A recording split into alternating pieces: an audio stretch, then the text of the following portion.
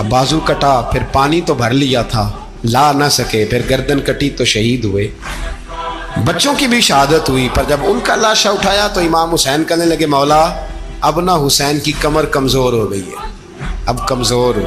اور بھائی ایک میت ہو جائے تو 4-5 دن تو پوری آنکھیں نہیں کھلتی. کیسا جری خاندان ہے. تھوڑی دیر گزری تو امام علی مقام نے پٹکا باندھا, سر پہ دستار باندھی, مولا علی کی تلوار پکڑی, نبی پاک کا امامہ باندھا اور گھوڑے پہ سوار ہوئے تو کہنے لگے زینب گھر تیرے حوالے اور میں اللہ کے حوالے, گھر تیرے حوالے اور میں. اور پھر امام حسین نکلے, امام علی مقام نکلے. راوی کہتے ہیں کہ یہ جلوہ پہلے بھی بڑے سونے تھے, پر آج جو رنگ دیکھا وہ کبھی نہیں دیکھا. کیا انداز تھا, جدھر جاتے نعرہ لگاتے تو حد ہو جاتے. اتنے لوگ امام حسین نے کاٹے, اتنے کاٹے, پھر واپس پلٹ کے آئے اور کہنے لگے زینب ذرا پردے کے پیچھے سے دیکھ تو صحیح میری بہن, ان بزدلوں کو جرت ہی نہیں ہو رہی حسین کے مقابلے میں آنے. ایک دوسرے کو دھکا دیتے, تو جا تو جا. پھر اکٹھے وار ہوئے. یہ کون ہے کٹا ہوا, لباس ہے پھٹا ہوا, یہ بال یقین حسین ہے, نبی کا نور عین ہے. پھر چاروں جانب سے تیر برسے تو امام علی مقام چونکہ نماز کا وقت ہو گیا تھا, اترے گھوڑے سے, خون بہ رہا تھا, گرم ترین ریت سے تیمم کیا, سر سجدے میں رکھا, اور جب شمر آپ کی گردن کاٹنے لگا تو کہنے لگے ٹھہر جا ذرا رب سے ایک بات کر لینے. اور پھر بولے امام حسین, کہنے لگے مالک تو اب بتا کہ حسین سے راضی ہے کہ ناراض ہے, تو بتا. تو پھر ایک آواز آئی, یا ایتھا النفس مطمئنہ ارجعی الی ربک راضیۃ مرضیہ. فرمایا نفس مطمئنہ واپس آ جا, تو اللہ سے راضی ہے, اللہ تجھ سے راضی. امام حسین وہاں شہید ہو گئے.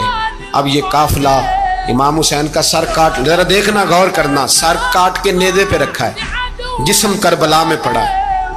عورتوں کو گھوڑوں پہ بٹھا کے لے جایا گیا یزید کے دربار میں. یزید پہلے عبید اللہ ابن زیاد نے بدتمیزی کی, پھر یزید نے کی. سعودی عرب کا ایک مولوی بول رہا تھا, سعودی عرب کا, ان سے بھی بڑا عشق ہے, جس نے تقریر سننی ہو میرے پاس ہے. ہمیں لوگ مشورے دیتے ہیں کہ جو یزید کو اچھا کہے اور حسین کو باغی کہے اس کو ہم امام مان لیں. اس بے شرم بے حیا کو جو نبی پاک کے گھرانے کے بارے میں بکے اسے امام. سعودی عرب میں مسجد نبی میں درس دینے والا جس نے تقریر سننی ہو میرے پاس ہے. وہ کہتا ہے یزید تو بڑا اچھا آدمی تھا, اس نے تو بڑی خدمت کی, تو میں نے اسے کہا رشتہ داری کر لیا یزید کے ساتھ, قریب ہو جا. شرم نہیں آتی؟ آج بھی نبی پاک کا دل دکھاتے ہو, حیا نہیں آتی, خیال نہیں آتا. اور لوگ گھر میں بیٹھ کے باتیں کرتے ہیں, کہتے ہیں جی جو بیت اللہ میں ہو وہ بھی برا ہو سکتا ہے. بیت اللہ میں تو 360 بت بھی تھے, وہ اچھے تھے. مدینے میں تو 360 منافق بھی رہے, پوری سورہ منافقون نازل ہوئی, وہ اچھے تھے. عجیب تماشا بنا دیا لوگوں نے مذہب کا. کہتا ہے یزید نے تو بڑی خدمت, تو عبید اللہ ابن زیاد نے قتل کیا. بے شرمو, اگر عبید اللہ ابن زیاد نے بھی قتل کیا تھا تو حکومت کس کی تھی؟ تو پھر یزید نے عبید اللہ ابن زیاد کو سزا کیوں نہیں دی, بلکہ ایک جگہ 2 گورنریاں دی اس کو, یہ حال کیا. بلکہ سنو کہ یزید چھڑیاں مار رہا تھا, چھڑیاں امام حسین کے لبوں پہ. تو نعمان بن بشیر صحابی تھے, بول پڑے, کہنے لگے یزید بدبخت, ہاتھ پیچھے اٹھا, مجھے اللہ کی عزت کی قسم میں نے سینکڑوں بار نبی پاک کو ان ہونٹوں کو چومتے دیکھا ہے. حضرت جناب زینب عورتوں کے مجمع میں پیچھے ہو کے بیٹھی ہیں. یزید کے پاس جب پہنچا لشکر تو یزید کہنے لگا دیکھو اللہ نے مجھے عزت دی اور میرے مخالفوں کا کیا حال ہوا. تو بی بی زینب بول پڑی, اتنے صدمے سہے پر آواز توانا ہے, جاندار ہے, جاندار. ہمارا کسی بندے سے جائیداد کا رٹا نہیں, ہم تو چاہتے ہیں امت اکٹھی ہو جائے, لیکن جو بندہ نبی پاک کی ماں کو دوزخی کہے, حضور کے باپ کو جہنمی کہے, یزید کو امیر المومنین کہے, اس کے ساتھ اتفاق رائے کر لیا جائے, یہ مذہب ہماری سمجھ میں نہیں آتا, بالکل نہیں آتا, قطعاً نہیں ہماری سمجھ میں آتا. کیسے اتحاد کر لیا جائے؟ یہاں تو میرے بھائی جو ہمارے ابا کا مخالف ہو اس سے اتحاد نہیں ہوتا, اور جو نبی پاک کے والد کو دوزخی کہے اس سے اتحاد ہو جائے.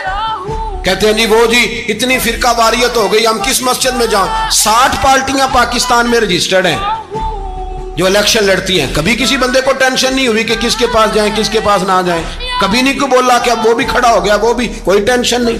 مذہب کی باری ٹینشن ہو جاتی ہے, اتنا بڑا مذہب ہوتا ہے بھائی, غلط بندے بھی آ ہی جاتے ہیں بیچ میں. थोड़ा पहचान के चलना पड़ता है, सही कौन है और गलत। और यही तो हमें इमाम हुसैन ने बताया है कि मजहब के अंदर ही तुमने शनाख्त करनी है कि बंदा ठीक कौन है और बंदा गलत। यही तो करबला है, यही तो इमाम हुसैन ने बताया, कुफर इस्लाम नहीं, हक और बातिल।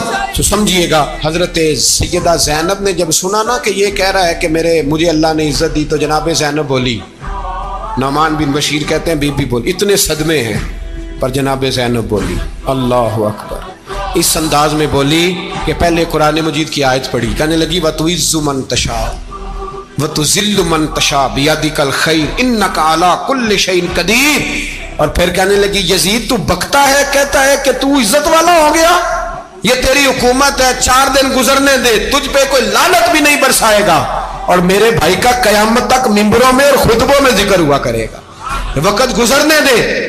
जब जनाबे बीबी ज़ैनब बोल रही थी तो हुजूर के एक नबीना सहाबी पास बैठे थे, जनाबे नौमान बिन बशीर का हाथ हिलाया, हिला के कहने लगे क्या अली आ गए?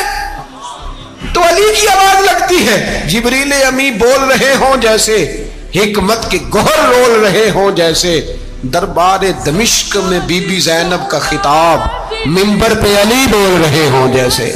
मेरे भाई बस करबला वाला काफिला तो मदीने पहुंच गया, 3 साल यजीद ने हुकूमत की, शराबें आम हो गई, मक्के पे हमला हुआ, खाना काबा का गुलाफ जला, मदीने पे उसने हमला किया, 3 दिन मस्जिद नबवी में उसने घोड़े बांधे, मस्जिद नबवी में सहाबा को निकाल के अपना उसने इमाम मुकर्रर किया, लेकिन फिर उम्मत ने उसे कबूल न किया, फिर वो रुसवा हुआ और आज तक वो रुसवा है।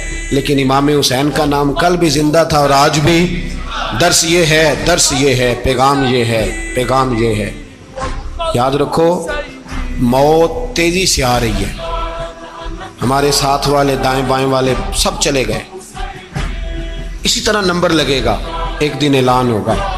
ज़मीर के कैदी बन के ज़िंदगी ना गुजारो, बिल्कुल ना गुजारो, ये थोड़ी सी ज़िंदगी है, दुनिया सिजनुल मोमिन।